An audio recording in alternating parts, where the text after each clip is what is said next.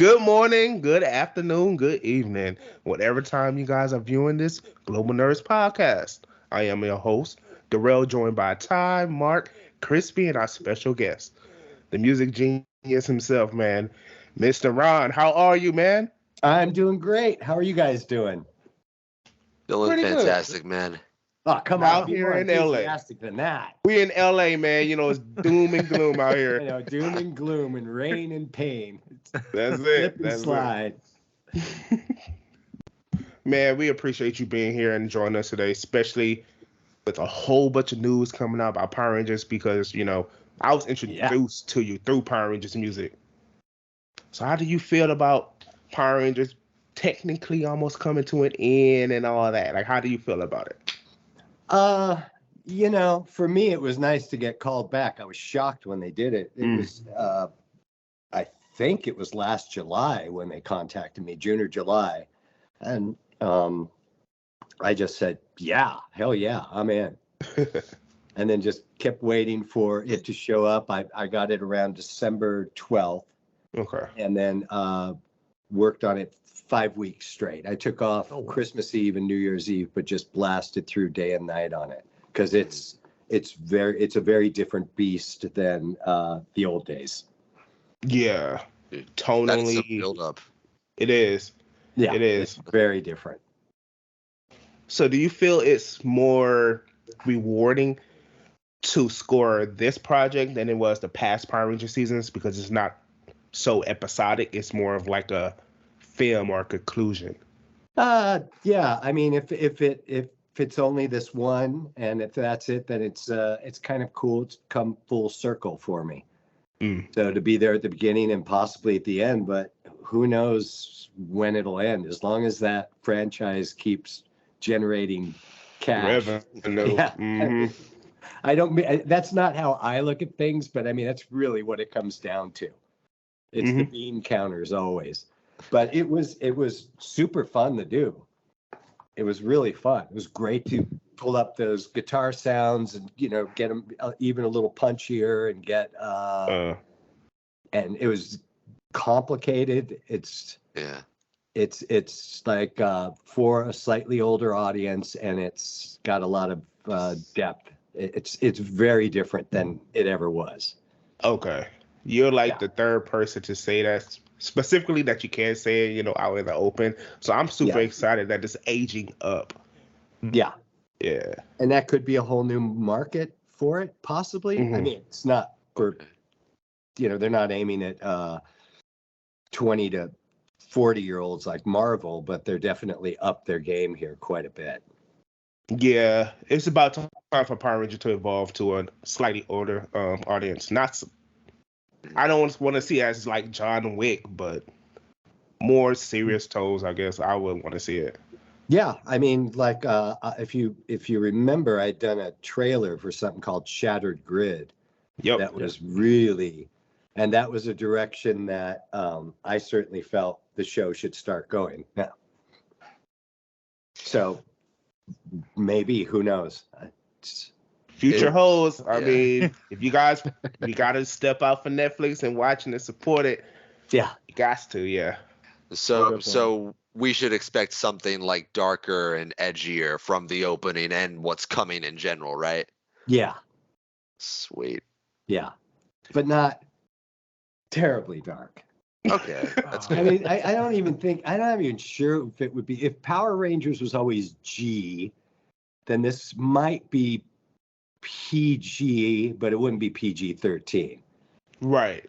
The films are like PG-13. Yeah, but hopefully it gets punched up to, I don't know what constitutes all those ratings, but, hopefully it gets punched up sometime if they do more to a R.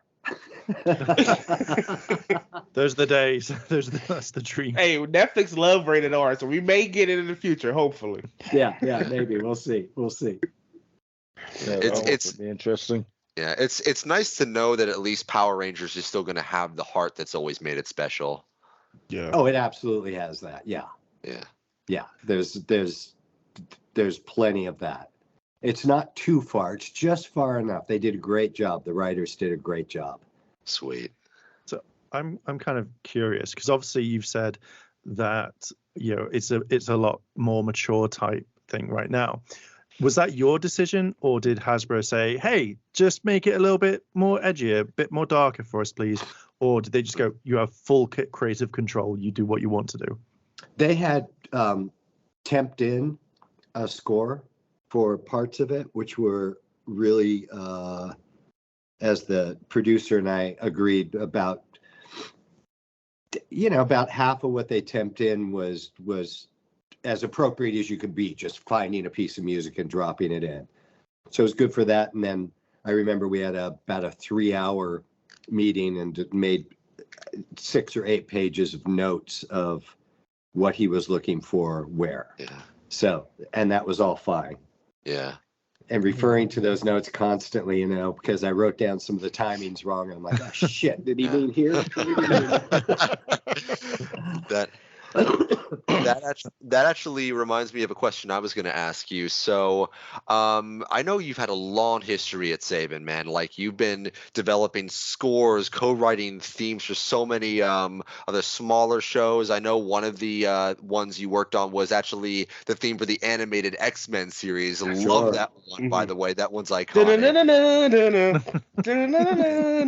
It's coming back. I can't wait. I love it, man. And I know that there was this one day when you were presented with the first footage of the show. When you wrote the theme for Mighty Morphin Power Rangers, you were just told to use the word "go" and to that have was the only instruction. And to be honest with you, I'm not even sure there was footage. I think there may have been a couple of things they printed out. I don't remember anything. I know I wasn't looking at anything when I was writing it. So yeah, that was it. And they said, as always back then, it has to be exactly 1 minute long with the ring out. Man. And that was just lightning struck. It was fast. And they gave you till the next day, and you beat that record by getting it done in 2.5 hours? 2.5 hours. That's crazy. I wanted to work on this other track with that I was doing for this band. It wasn't called Fisher at the time, with my ex-wife. And so I wanted to finish this song called Breakable, which ended up being our first way to break into the business. It ended up on this film called Great Expectations with Gwyneth Paltrow. I can't remember where it is in the film or if it's end credits. So that was a very productive night because that opened up the door for that whole side adventure. Yeah. Nice. That's crazy. You had one word and you produced this mega hit. Yeah. Well, they said said Haim Saban's had a lot of luck with the word "go" with "Go Gadget Go." Yeah. So that makes perfect sense. Yeah, it works for you. And now you hear "go" everything related to Power Rangers. If you could hit any future songwriter with a challenging prompt like that, what kind of challenge do you think you'd hit them with? What, to do a cover of it, or? If you could just give a songwriter one word to base the whole theme song off of, what would it be? 1 minute challenge. I'm gonna take this challenge. And have it by midnight. What's the age group? Because that matters. Is it a show for kids? Sure. All right. Oh, you gave him a hard one. Yeah, it is, because it always depends. Because they're always given direction in some way or another. Well, it wouldn't be "go," but "go" always does work. I have used it on other stuff, but I guess it would be depending on the age group. You'd have to say fun, or action, or it's hard. I mean, the word "go" is so fucking perfect for everything. It is. Yeah. So I'd have to find another word for "go." Go faster. So, jumping off of Chris's question, what's it like creating very mind-blowing, very catchy songs that just get stuck in your head every time you listen to them? It's been a damn blessing, and I'm damn lucky I can do it. I mean, I'm writing. I still have to finish mixing and producing the track for this video game I'm scoring called The Next World, and it's the creator actually sent me some lyrics, and he goes, "Let's look at them." I said, No, I'll just look at them. I already had iPhone ready to record, and I just looked at it, and just the melodies just there. Mm. I see the phrasing, and I hear exactly what to do in the style that they wanted, and that's something I've been very, very strong at. I want to That's piggyback. kind of the main point. I mean, Right. that's my main gift. It isn't tremendous musicianship. It is I'm a great melody writer. I want to piggyback off of that because being as a creative or music producer myself, which side do you like most? Like, which more enjoyable to you? Is it the production of the track or the mixing and mastering of it? Which one do you enjoy the most? The production of the track. The mixing is always a nightmare that I struggle with. And you have to, as you're writing, you're just adding tracks, and you have to decide what to pull out and how to get things out of the way of another sound. And some guys I know, their mixes are just, the things they can do are just spectacular. But in a way, I do have a talent for it because I kind of do the old style where everything, it's like a wall of sound. Okay. So it does work out really well. I wish you would do a master class because I'll take it because I hate the mixing and mastering part of it. I send it literally to my distributor and let them handle it. I hate it that much. Yeah, mixing is, it's something that I've been doing for other people even before. I mean, I was playing in bands, but I also get hired to mix their demos and whatnot. And it was always a constant, especially with the technology when I started. Now, I mean, somebody can be all around the mic up close and everything just balances out. Sweet. Yeah. It made And it a lot of more course, easier. everybody's pitch is perfect now. Yeah, let it. It's Let flawless. us know if that Udemy class ever drops, man. We'll pay for it. One of these days, though, I will set up, maybe depending on how this thing does, maybe I'll go through like playing each track individually on that theme. I mean, there's no real secrets. So, yeah, that might be kind of fun to do. It will be. Something like that. Or how to score something else, get a piece of footage and go through it. I'd like to see that, to be fair. That'd be cool. Yeah, I think that'd be kind of fun. Yeah. Because it bothers me when people it doesn't bother me, but it bothers me when people like Hans Zimmer are doing his master class on how to score. And he really should just say, so you get the film and you meet with the director and you discuss what to do. And then you send it to the other composer down the hall and say, I'll be back in 2 weeks and give you notes on what you've done for me. Oh, jeez. I love the shots. Yeah. I actually, there's one question I gotta ask. I told a buddy of mine that we were going to be talking with you today, actually. So this is a question for Smarty. Do you have any copies of unreleased Power Rangers intros or music? No. I'm afraid I don't, because back then, originally we were doing everything the 2-inch tape, 2 machines that would lock. And then you'd mix the mix would go off to either a small digital tape, or when I started, we were still putting it off to 1/4-inch tape. So to try to make copies of any of that stuff, there was a person assigned to that, to backing things up.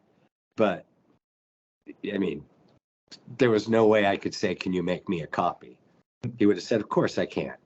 You're not allowed to even have it. Now, I mean, everything's copied and been documented and is categorized ever since. I mean, I have 128 hard drives, a lot of redundancy, stuff in the cloud. So anything I've pretty much done since 98, we'll put it at, I have backups of.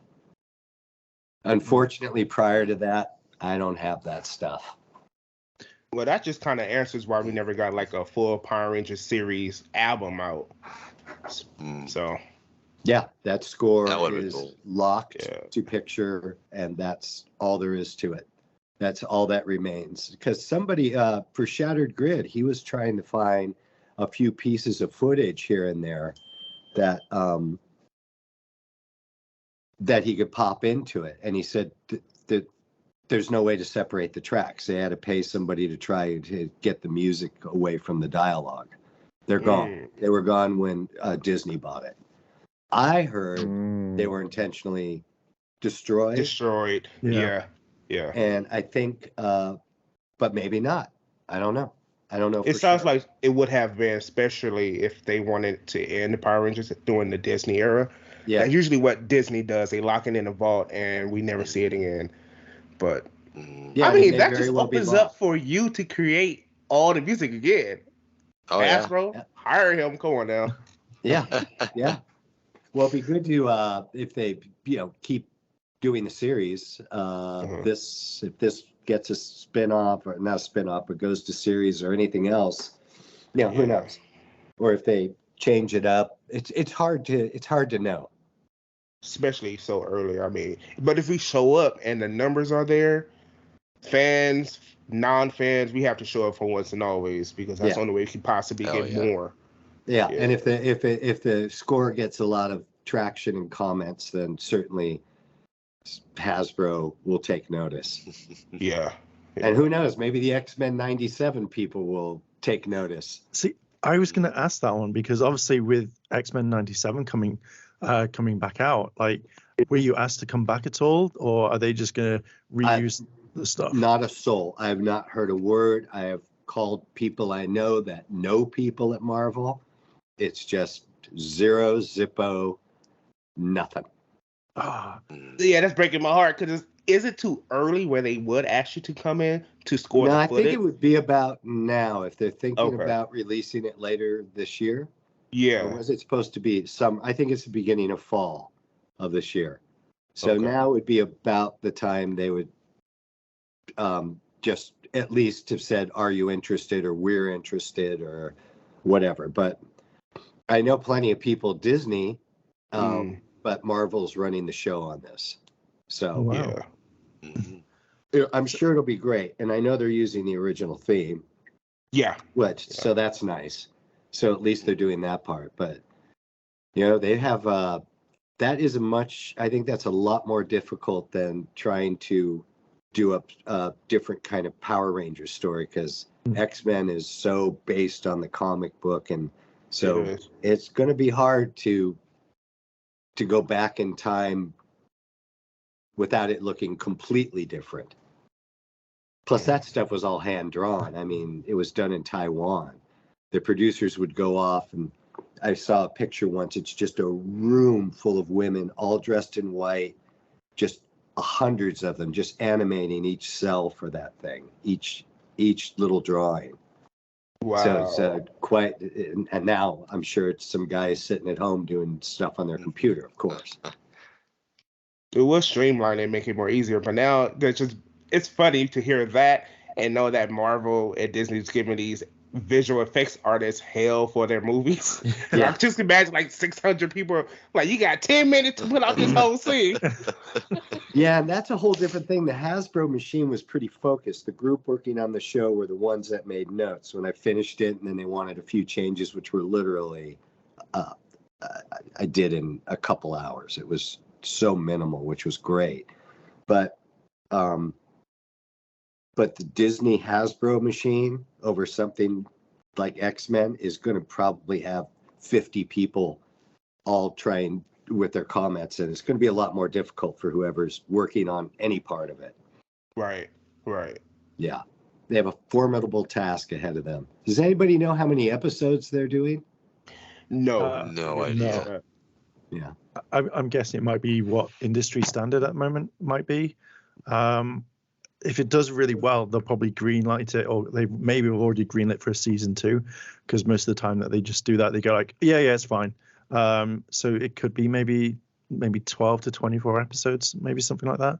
Yeah. It's plus. I mean, if we're lucky, they might just go the Netflix route of, okay, here's 10 episodes right here. They're about 45 minutes. Have fun.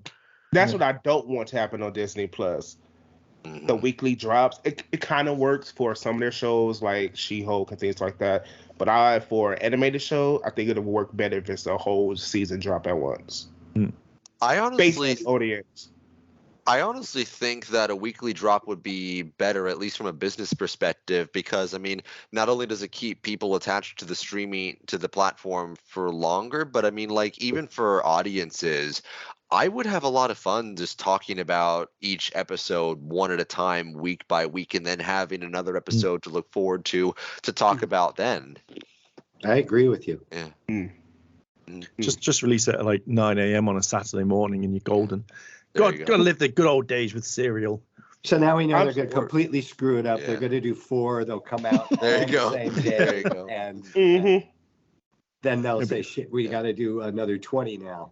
Yeah, it'll be like, And it'll next be a year year. and a half later. Yeah, Or like honest, your X-Men fix. or honest to God, like a good middle ground. It could be like something like what Arcane did. Like they drop 3 episodes at a time, then 3 episodes next week, like Act 1, Act 2, Act 3. That That's might good, too. work because I think that's how they do the Prouder Family reboot Oh, as true. well. Yeah, so and that's animated too around the same runtime. Hmm. Interesting. I'm looking forward to, if I'm not involved at all, I'm super interested to see what they do with the score. Because animation is a fucking beast. It is Oh yeah. hard. Oh yeah. It is hard. And so I hope whoever does it, it just doesn't end up being that constant synth low drone. Oh. You know it's going to be for like Wolverine or the Sentinels. Yeah, exactly. It's got to be. Hopefully, it turns out cooler than that. I'm sure it'll be good. I mean, I've taken animation classes back in high school, and I know the pain it is to draw every scene. Yeah. Yeah, that's why I don't draw. I write. Let y'all deal with it. Yeah, it's much better. Wiser. So with the X-Men animation special when it comes out, are you ready for the bombardment of tweets saying like, Ron should have done this? Oh, it's not the same without Ron. Are you ready? Yeah, for those tweets? and now that I'm getting, I'm a little bit more, a little less PC online. Before I'll probably say, damn right I should have, because it would have been a combo of what it was and how it should be now. Yeah. So, but then again, most people it's probably going to be so dialogue intensive and sound effects heavy that people probably won't notice. We'll see. Or maybe whoever does it will be great. I mean, there's plenty of great people out there. Or maybe they just reuse the music that they had before, because they're bringing a lot of the older cast back, and it's going to focus basically on Storm and Magneto rebuilding the X-Men team. Right. So doing that much. So I don't even know where they're going to go with the 97. Like, how are you going to continue the X-Men from where it left off? I can answer that. Previously on X-Men, and that's all you need to do. That would be great. Right, there we go. Chris, you missed your cue. Maybe that'll be the whole thing. It'll be a 20-minute episode, and the first 17 minutes will be the recap from the 90s. That's it. Dude, like when if they say that in the show, I'm just gonna like, even if they've already started, I'm just gonna jump in late on that. I'm just gonna be like, Lee on X-Men. Yes, I missed it. Yeah. That's funny. Speaking of, I want to switch right back to Power Rangers. The scores from Once and Always, but did you also score Cosmic Fury? No. Okay. The last time I worked on the show was the SPD theme in 2005. So that's why it was the only cool season theme that we had then, because everything else you. remix of your music. Literally, since then on, it's been Go Samurai, then Go Megaforce, and then Go so on and so on. A total lack of originality on those And things. imagination. Mm-hmm. Now, they may have been pushed into a corner and told this is what you're going to do. So I don't know where the blame lies. That does happen. I mean, I hear it in scores when I'm watching a film. I'm like, there's no fucking way this guy would have scored this way. But you could just picture him throwing up his hands at a certain point. I've done that on some unknown projects and just said, Okay, fine. Why don't you just tell me everything that you want? I'll just do exactly what you want. I'll be your hands. Yeah, I hate when the suits and the investors and all them try to control the creativity, especially when you hire me for a job because you want me to do my job that you hired me for. Yeah. Let me fucking do it. But those things never executive succeeded. meddling. Executive I think meddling, someone bro. would agree with you, Darrell, but she's working. Oh, I know. This is why me and Lou always like this. We always like this. Yeah. Man.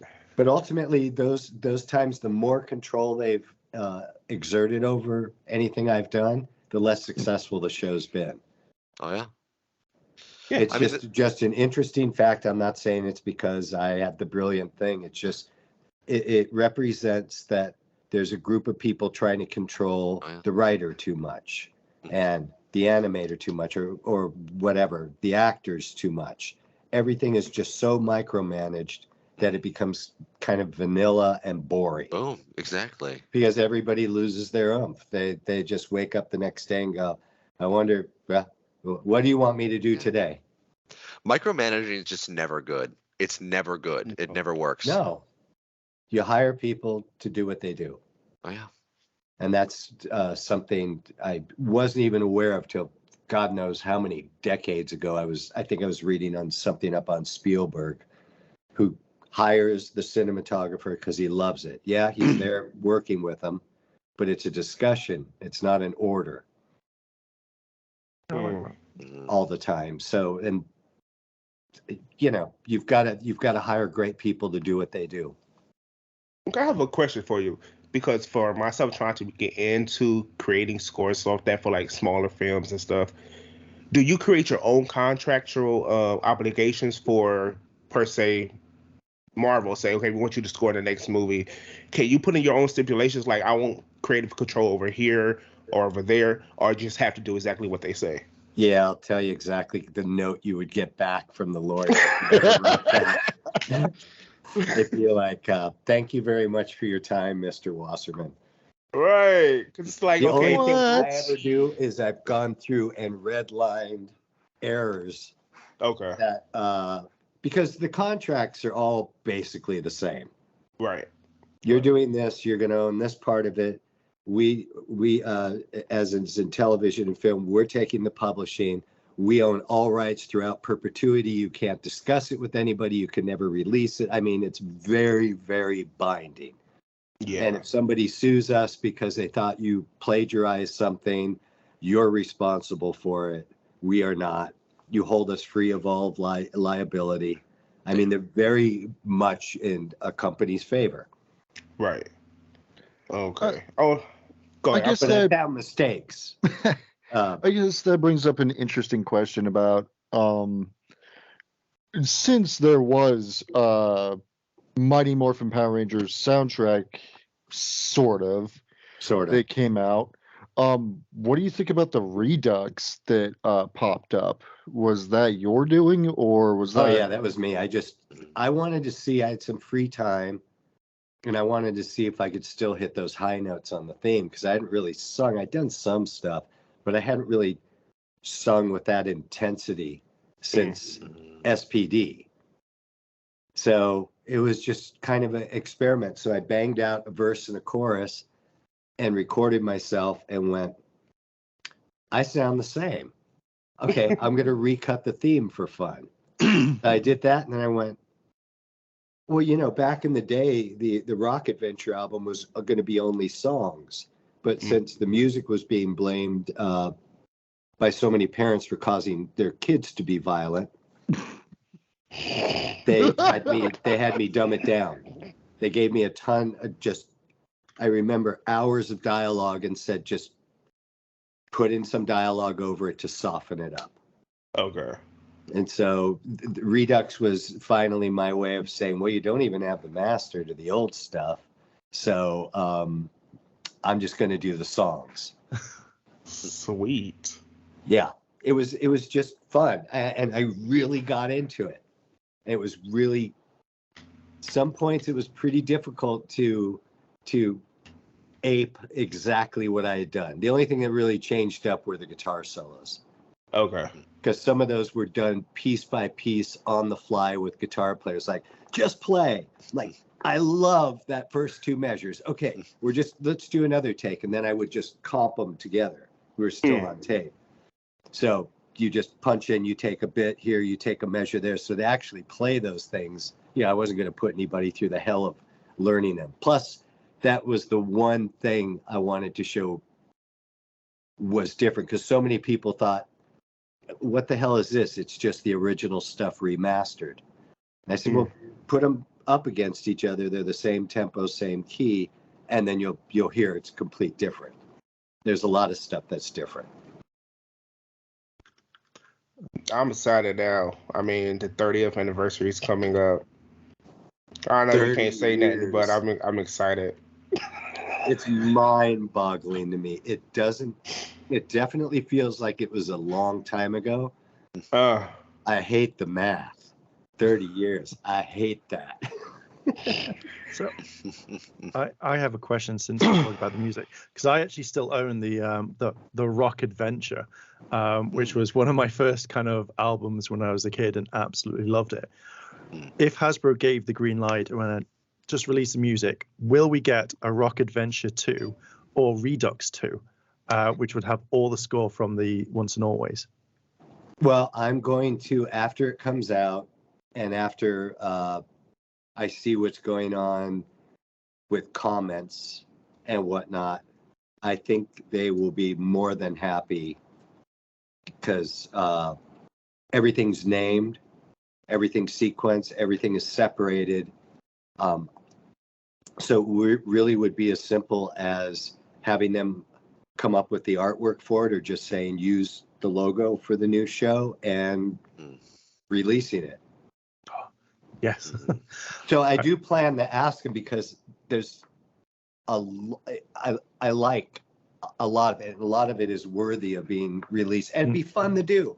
And they'll make a few more, but I don't know why they would say no.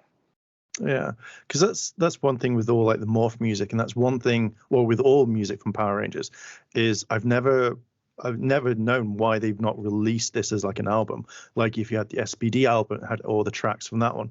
I know you didn't like work on Dino Thunder, but for one of my favorite morph musics is the Dino Thunder morph music, because I think it's absolutely fantastic. But there's no copies of it anywhere. Like you can try and separate it, and it just sounds like it's underwater.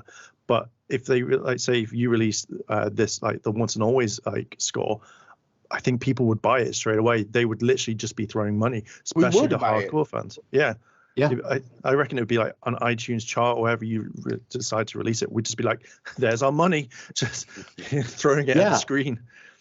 Yeah, I just want Hasbro to hear what the fans are saying and what we're putting out there. I know they're going through an internal struggle right now with Hasbro E1 and all that, but it's the 30th anniversary, and it's the conclusion of Power Rangers as we know, and we don't have an official Rangers audio filmography of the theme music.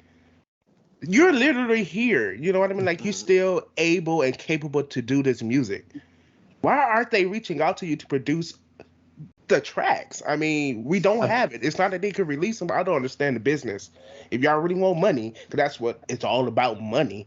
I have never understood the business. I mean, I had more work that I could handle for 25 years, but at the same time, I was always thinking, why doesn't Disney call, besides the theme? I assumed I was doing the score on SPD, but Disney, like Nickelodeon, they have a rule. The theme writer, and this makes no sense, I know, the theme writer can never do the score, and the score people can never write the theme. And Nickelodeon had the same thing. They said, no, we have our theme writers. You're doing the score. Well, that explains I don't like a lot of them. Exactly. Like, this is why I don't like tour people playing film and TV producers. It's crazy. Yeah, I mean, it's just, these are just corporate rules. Right. But in this case, yeah, I mean, there's no harm. I'll wait a little bit more. We're just under a month now. And we don't even have a trailer, so I'm pretty sure they're still struggling to even reach out to you for anything. Yeah, I don't understand why there isn't. Well, actually, the trailer should come out I thought the stuff that came out on the actors was a little soon. Yeah. It's been about a month. I thought that maybe 2 weeks ago would have been good for that. Yeah, they're still working on your collab with Hans Zimmer, so they got to get that together first. Right. But the trailer, I don't get. They should, but I think they're withholding everything. It sounds like classic Netflix because the trailer's been cut and everything, but Netflix are synonymous for releasing trailers like a week before it comes out. Yeah. And if they're leaving it up to Netflix, we ain't gonna see the trailer until a week before it comes out, and that is so dumb to me. Yeah. I think it's dumb and kind of a stunt as well because we don't want to spoil it for everyone. Let's release it just. It's a trailer. For us that works, I need to put in my request the time up. I need a trailer. So I can be like, yo, I need to be off on this day. I need it to time in advance. Yeah. Well, But- hopefully they do. Or the trailer will simply be, when you click on the program and the trailer, it shows you the trailer. Right. You decide if you want to watch it. That would suck. So that is, I don't know. They may do that. Yeah, that would suck. Or it'll pop up at that very last row coming soon. 5 Yeah. minutes Yeah. before it actually Yeah, drops. 5 That's when it minutes. is. You're like, oh wow, it's a trailer. Now In I can 5 watch it. minutes. So, Oh my God. speaking of corporate shenanigans and contracts and all that fun jazz, Sure. what is the cost of music normally? Is it commission work or? It's an agreed to episodic fee. So it's per episode. And then, like I said, they generally take the publishing rights, half of it, which is, I'm sure they don't take it from John Williams, but just about everybody else loses that part. And so you lose half of the back end on it. And those people have to control, and control and own all rights throughout the universe in perpetuity. Mm. Yeah, that's what it really comes down to. The only time they didn't even cave, they just gave it to me as I scored a film for Samuel Golden Mare, sequel rom-com that came out in February called Stars Fell Again. And that one, they let me retain all rights. Yeah. So I have a question for you. Oh, it's gone. Okay. So Welcome to my world. You work for Hasbro. So what do you think's made Power Rangers like so popular? Because we started back in '93, and now we're coming up to the 30th year it's been going on. What do you think has kept the franchise going, or what do you think has made it so special? Well, it was the only thing like it to ever come out back in the 90s, and others have tried to get close, but nothing beats the original. So True. the Power Rangers franchise is kind of like the Rolling Stones. It just has its own thing, and it just keeps going and going and going and going. Okay. It's interesting that it's changed hands so many times. I mean, Saban, Disney, back to Saban, to Hasbro. And now to Jonathan Entwistle and Netflix. Cool. And then one last question for me anyway is we've grown up with like your music and everything, and our childhood dreams, like childhood stuff from Power Rangers. What were you into as a child? Like what your TV shows or media that you consumed when you were a child? My music tastes were completely diverse. So I was very much into NWA. yeah. That was a conversation I had with somebody the other night. You from LA? I already know. Oh yeah. So yeah, other people were not stuck, but other people I knew in bands, they only listened to a certain genre. I mean, I grew up listening to whatever basic rock I could find on the radio. We were too piss poor to have many records or anything. So I had FM radio and I'd get stuff. I had cassette recorder. I'd record it. I'd just ear it out and learn it. But I was very much into, going in my teen years. I was sitting over one summer and learned, almost made it through the whole thing, Rhapsody in Blue. I was a huge Gershwin fan. So I wanted to conquer that and play that piece. But at the same time, I'd be in the car blasting Black Sabbath or Jethro Tull or the Beach Boys. Or I know the Beach Boys. Yeah, it's been all over the map. But stuff that had a majority of it was guitar-driven stuff. Wow. So that's your go-to instrument. Yeah, even though I can't play it, it's my go-to. I mean, I wish I could play guitar. I tried. I just, you grow up playing piano. I've been doing it since I was 3. I just don't have that grip and that dexterity. I'm so used to this. The memorization is what gets me all the time. Yeah. Yeah. Yeah, it's hard to remember that. I have one question for you. So I know you fell in love with music when you were 3, I believe. Mm-hmm. And you knew that you wanted to work in it not long after that. And that is really cool, knowing what you want to do, knowing your drive and your path from that early on.